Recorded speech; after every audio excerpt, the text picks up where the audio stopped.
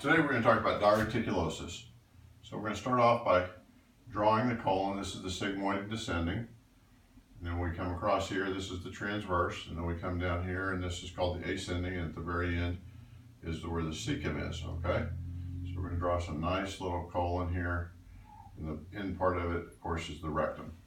So what happens is people age, things can change. And one of the dynamics, particularly very common in people over the age of 50, is they get these pockets in their colon, and those sometimes are called diverticulosis, these little pockets. They can occur anywhere within the colon. They're most common in the first segment of the colon because that's where the pressures are the highest.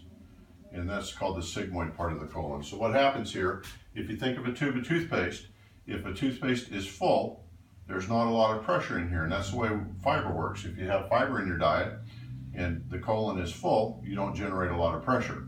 However, when you have a low residue diet or not much fiber, there's more pressure to propel that through the colon.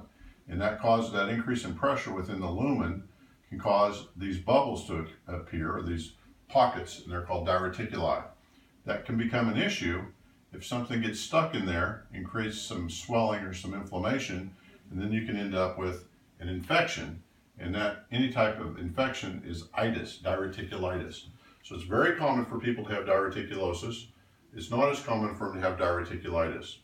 When this phenomenon occurs on this side of the colon, these are more vulnerable to bleeding because they have large arteries. And one of the things that happens with the diverticulum is where the nutrient vessel supplies the blood supply to the colon, that area is vulnerable to these pressures.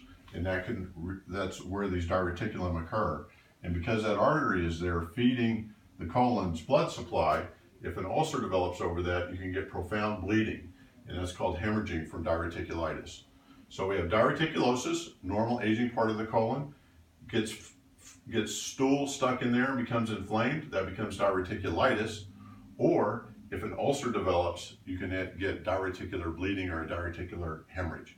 So that covers diverticulosis. So again, what you do to reduce that is having fiber in your diet, like a tube of toothpaste that's full, decreases the interluminal pressures, and you're less likely to have problems developing diverticulosis or problems with diverticulosis if you already have that process.